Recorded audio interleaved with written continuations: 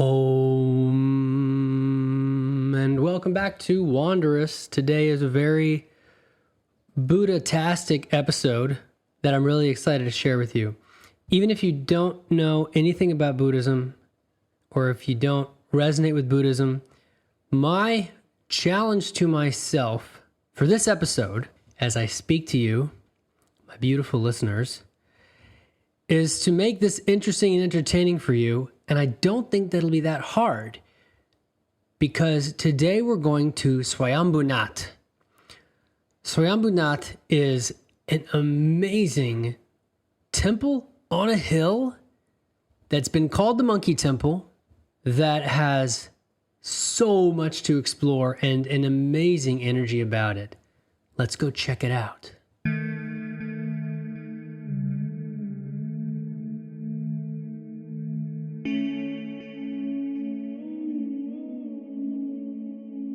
You know, it's actually perfect that we're talking about this right now, because as I record this, it's a very big full moon. I mean, it's still technically daytime, but the full moon is there.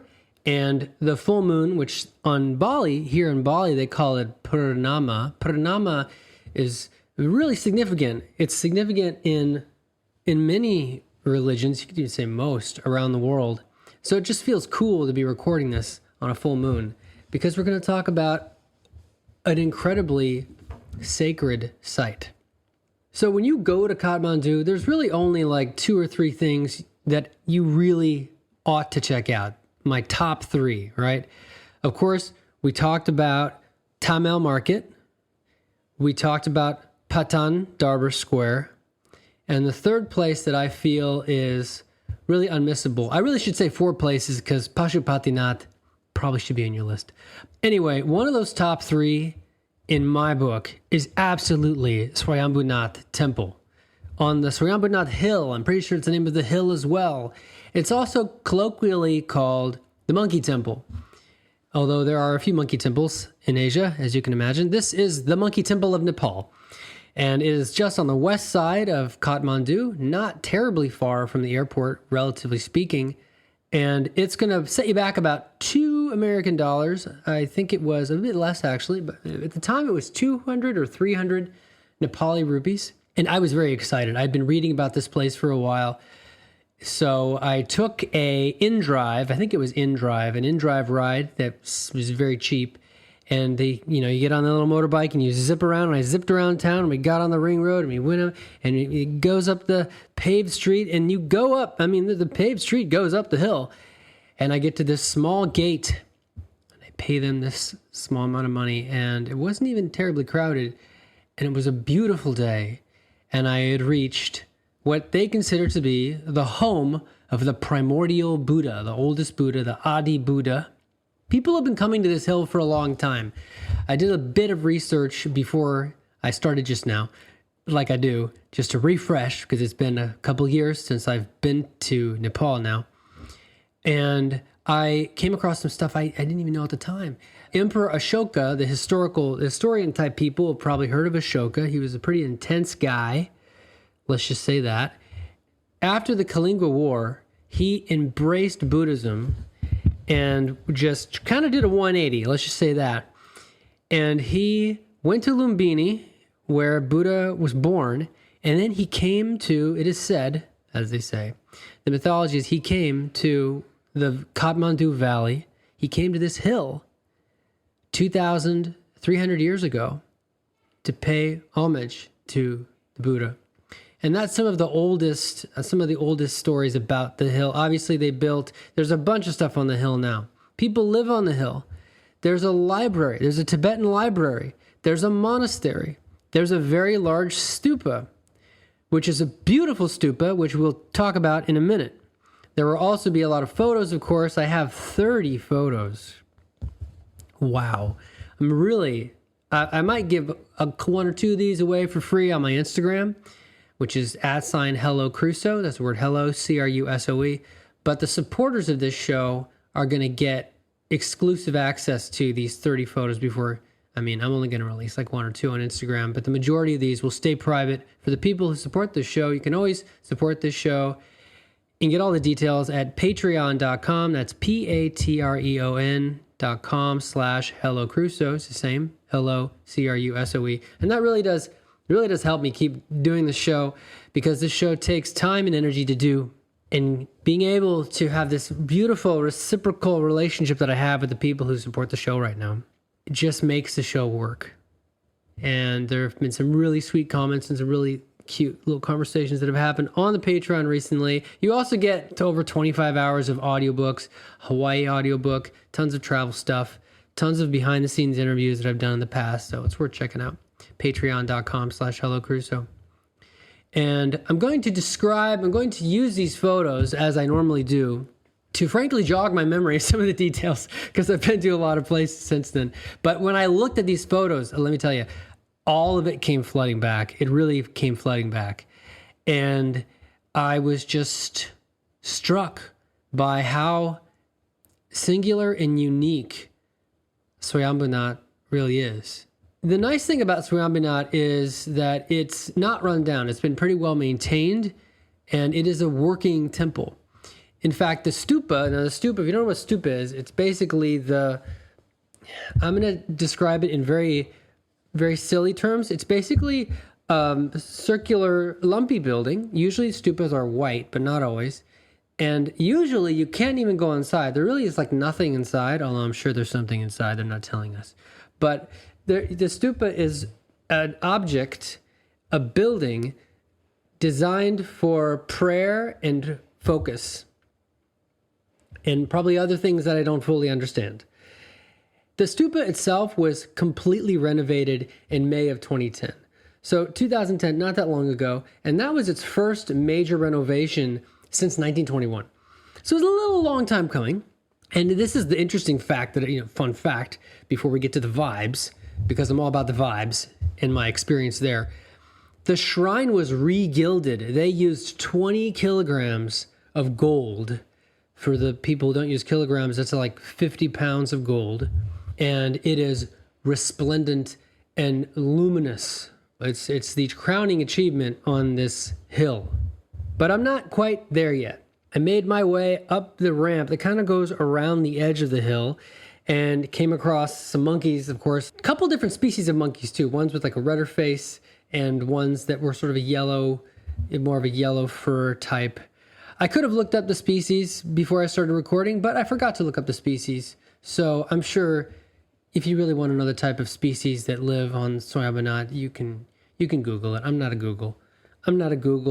There was one thing that actually mortified me, and you're not expecting to be mortified when you go to a sacred Buddhist temple. But I went up, and there was a crowd of people gathered around a square where several monkeys were, and people were kind of almost daring each other to feed these monkeys. And it got pretty hairy. Don't feed the monkeys, okay? One person almost got bit right on their literal hand. And I have a couple videos that I'll also put in the show notes. The show notes are found wherever you're listening to this show. You could probably figure it out. And I believe I have a rather harrowing moment with the monkey. I'll try and find it and put in the show notes. You just keep your distance. It's not the best move. These monkeys they're not trained. They're wild. They're used to people at this point, but they will manipulate you, and they will occasionally even steal your food. If you have a cookie, on your leg, if you're sitting down, it's very possible that a monkey will run up and take your food, or in some cases, take your whole pack. That's happened. So if you sit down, I hate to say it, but you want to be on your guard. It happens. It's pretty crazy. I found a chiller place sort of on the back end of the temple where there was only like one monkey kind of in the distance, and I was able to meditate with the backpack on my back, by the way. And I didn't feel too... Yeah, you can kind of feel the vibe, if it's a monkey just like sitting and like pondering its monkey existence, or if it's a monkey on the hunt or trying to get a human's attention. There you can read the body language. When you're there for a while, you start to read the body language. The funny thing about these very old places is that people can't really decide like what the name originally meant. They're sort of guesses. I mean, the Tibetan name for the hill actually means sublime trees, which I mentioned in one of the YouTube shorts, because there are so many species of trees on the hill. I mean, I don't know where to start with this hill. It's gorgeous. You get up there, you go around, and you reach a place with these. If you don't know what these are called, they're mani wheels. They're these cylinders that are inscribed, and they're vertically oriented, and you can touch them with your hand and spin this, cylinder that's like a foot tall. It's like 30 centimeters tall, and you spin it. And inside of these mani wheels are shlokas and prayers written on pieces of paper. Usually what's written inside is Om Mani Padme Hum, which is a very important mantra in Buddhism. And by stroking these, by going around the temple, and usually there's a prescribed orientation that you're supposed to go, and the idea is that you go around and you spend all of them, and that is a great blessing because you're surrounding yourself with this Om Mani Padme Hum energy. And it does feel very sweet. There's a beautiful, sweet energy in the air. So there was a smaller temple that was very small that I went around. And then I turned and I saw this incredible panorama. I think this was the south side or southwest side. This incredible panorama of Kathmandu Valley. And that photo, there's a couple of these I've shot. That photo will be available for supporters, of course. I was so blown away by, the view is really half of the fun, to be honest, because Kathmandu is a rather colorful city. Like there's, it's not just a sea of one color. There's these different splotches of like red and blue and green, and usually white roofs. And it was all, the hills themselves are not really developed. It's just the flat areas. So you've got these rolling green hills just framing the city itself. And that was a very beautiful experience, especially if you go during clear skies. It's very bright and lovely.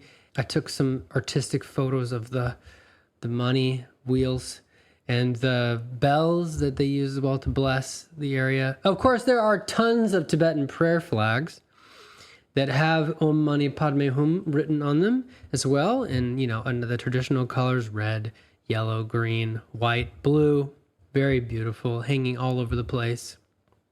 And the next thing you'll see as you come around is a large painted statue of Siddhartha Buddha himself that people like to get photos in front of, of course. And just beyond that are the artisans, which is also like really cool to check out. There are people that are incredible stone carvers that create the friezes, I guess you could call them, Frieze, or they're basically like stone carvings of incredible detail. Mandalas, Buddha himself, of course, the third eye, the Shakyamuni eyes, everything you can imagine, the yin yang, of course, all of these things. And this guy was very kind, and I talked to him for a while. I'm like, how long have you been up here? I've been doing it for several years. And there's like little stalls. So there is a bit of a tourist component, of course. Like this is like the third most important Buddhist pilgrimage site in the world. So yeah, there's going to be a little bit tourist stuff, but it could have been much worse, to be honest. And you go past some of these artisans. I also crossed a funny little area that they were selling colored masks, which were very, very scary. And I made a funny YouTube video about those, these bright blue, bright red. And I turn around and I get to the stupa itself, which is, I don't know, like 15 meters tall. It's pretty tall. And there are a fair amount of people there. It's coming up in the middle of the day now. Beautiful, just lovely, safe. Kids are there. And I walked around this stupa, which was huge. Just, yeah, it was big, it was, I don't know, 20, 30 meters wide. And it's a circle. And you walk around the stupa in a circle and you touch the mani wheels, named after Om Mani Padme Hum. You touch the mani wheels and you go around. And all of that gold I talked about earlier, you could see that pretty clearly at the top of the stupa. I don't know the exact word for this, but there's sort of a tower-like structure atop the dome, because the stupa is basically a white dome. And atop the stupa is this four-sided tower, and then a cone on top of that, and then the Tibetan prayer flags are coming off of it. But in 4 directions on the base of it are Buddha's eyes with a dot for the third eye. And maybe you've seen this, but it's pretty mysterious and I don't know. I felt a little bit magical, to be honest. There's a smaller temple that you can actually go inside where you can make offerings to. There are pandits and priests around. One thing you can do if you want to make it, I felt this was a very special thing, is they talk to you, they get to talking with you, and they know some English. And he said, well, do you want me to bless you? Do you want me to bless you? And I said, I don't usually go for this because I don't identify as Buddhist, and I don't know, should I do this or not? Although a lot of Buddhist ideas have helped me, I appreciate them. I think Buddhism the basic tenets of Buddhism are pretty scientific. It's not something that is attached to a deity, really. Buddhism is just, there is suffering, there's a way out of suffering. Releasing of attachments is your way out of suffering. And this Pandit put tika powder on my third eye, between my eyes, and he said a prayer for me that I didn't understand, but I felt it very strongly. And so I gave him a small donation, because that's kind of how they survive up there. And the whole moment was just so pretty. I don't really have anything edgy to say about this place. I feel like this won't even be a very long episode, except for the fact that I recommend that you go. Bring, 500 Nepali rupees. The place is not expensive. I mean, the Pandits only, they expect like 5 or 10, for 2 minutes of their time. It's you can give more if you feel, inspired to give more. Do give more. There's a lot of stuff up here. I mean, it's been a World Heritage Site it's been protected since 1979. And I just had a lovely day, just kind of wandering. I sat, I meditated. I got to see them cleaning. There's a YouTube video of this as well you can watch. You don't need to be a Patreon supporter of mine to see the shorts or the TikToks. And I don't know if there's a way to link from one TikTok to another TikTok. You double tick. I should call it a double tick. I had an idea for a new app that was kind of like TikTok, but I shouldn't talk about it because I don't want anyone to take my idea. But I need to talk to a venture capitalist. I'm half joking. There's also a museum up there that has some very old artifacts that I would recommend you go. It's sort of behind and to the right of the stupa when you come up. If you're there at the right time, this was one of the last things that struck me, was that you will actually see them cleaning the stupa itself. So I was making my way around, and there's a very small statue of the Buddha as a child, I believe. And people go and they donate in there. There's these little alcoves. There's two on opposite sides, alcoves in the stupa itself, but it's not a building, you can't go in. So I'm going around this, and I come across this woman's like scrubbing this Vajra. Now, if you've been keeping track, or if you've been watching or listening for a little while, if you've been watching my Instagram or my TikTok, you will have seen a video that features a photo of the Vajra and places where I've seen Vajra, which is, in Hinduism, the most powerful weapon in the universe. And it's used in blessings. It's sort of like this double-headed, it looks like almost like 2 crowns touching together. And it's rather large. I would say it's like the size of a human head. And there was one of those as well, because Vajra are everywhere. And this woman was just scrubbing away this Vajra. And it was a funny moment for me to be like, oh yeah, of course. Like everything I'm looking at has to be maintained. And I think that when you are a tourist, it's easy to forget that if anything looks halfway decent, a person most likely had to scrub that to keep that intact, to keep that shipshape, we would say. So it was just an interesting little reminder. I was so lucky, though, to go when I went. It was just perfect weather. I recommend, and I will keep saying this until I die, go to Nepal in October. That's all. Just go. Don't worry about it. Okay, the visa is like $50 for the month, okay? Not expensive. If you want to stay longer, there's a 3-month visa that's $120 American dollars. And that's even better. You probably can't take that much time off. But if you can, I recommend it because the accommodations in Nepal are very inexpensive.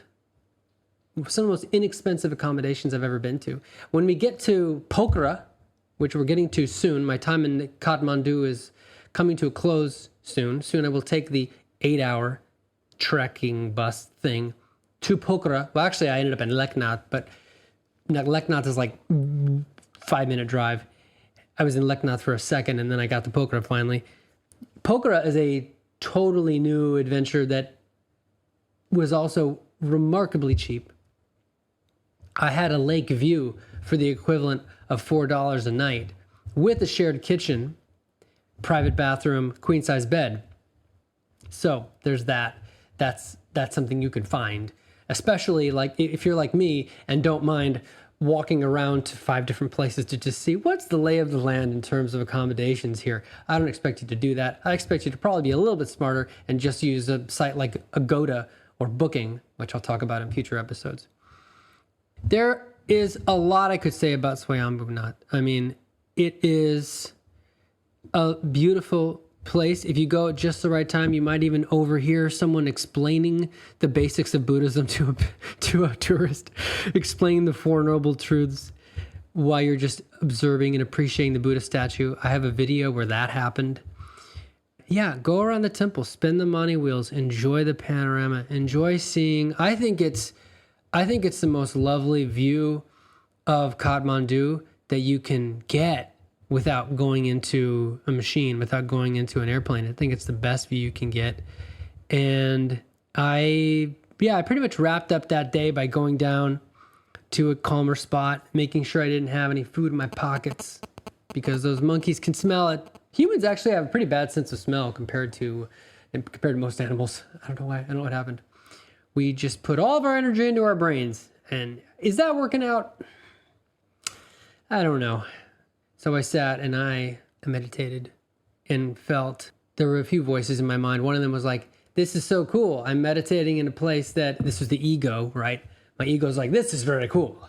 I'm in a famous place and now I will have magic energy. I will have magic energy in my body now because I meditated in a famous place. And then my higher self is like, oh my God, get over yourself, man. It doesn't matter. It doesn't matter. I mean, it doesn't matter. It's inner work. It doesn't matter where you are. Yeah, maybe there's a good energy and you can use that to inspire yourself. Sure, but that is a small effect because that energy is also everywhere. If you can remove the blockages, Ram Dass is talking about this all the time. You know, you should look up Ram Dass if you don't know him. RAM space DASS. Great dude. A lot of great short or long, both type lectures of his on YouTube that I find to be, and on Spotify, they should be a sponsor. I find his talks and like remixes of like with beautiful music behind them that are like just like a vibe that I find to be like a total breath of fresh air because he was just about loving kindness. You listen to this guy talk. Anyway, I'm going on a tangent now, but it doesn't matter where you are. It matters where you are in your practice. Are you taking time, even if it's a small amount of time? I only meditate for 15 minutes these days in the morning, but it still makes a difference because I'm doing a lot. I want to expand that. I want to make that longer, but that is what I'm capable of right now. And sometimes that you just got to do what you're capable of right now. Even then, I was carving out less than an hour. I'd like to bring that to an hour at some point. But anyway, that everyone's meditation practice is going to be different and personal and probably connected to the brain chemistry. But if you do go to Swayambhunath, if you go to Nepal at any point, please come back here, bookmark this show, subscribe to the show also, please. Wanderous, anywhere you listen to your podcasts, it helps ensure that you don't miss everything. I have so much coming up. I have Japan coming up. How that changed my life. I have India, which was intense and changed my life. I have so much Sri Lanka adventures. But if you do go to Nepal after you subscribe to this, bookmark this and tell me if you got the Swayambhu or where you went to. because I love to hear different experiences. I'd love to hear, especially if you listen to this show. If you don't listen to one episode, I don't care. I want to know what your experience was like. Or if you've already been there, please. I made my way back down gradually, back through. There's sort of like a fountain in the beginning where people throw in coins. I guess it's like a wish fountain, but there's a golden statue in the middle of it. I went through, but one of the things that's great is you can go back several ways. There are paths crisscrossing this entire hill. There's a lot. Like you could spend 5 hours trying to figure out where all the paths go, because people have been living up here for a long time, like thousands of years. And I went through this quiet area that I think was more of like the village part, but there was nobody there. And there was a stairway that went down and then it reconnected with the original path coming up. So you can find these cool, just little areas, cool little perspectives, it's a vibe. It's beautiful. It's amazing and sacred. And you could feel it. You could feel it in your gut. And I was lucky to be able to go there.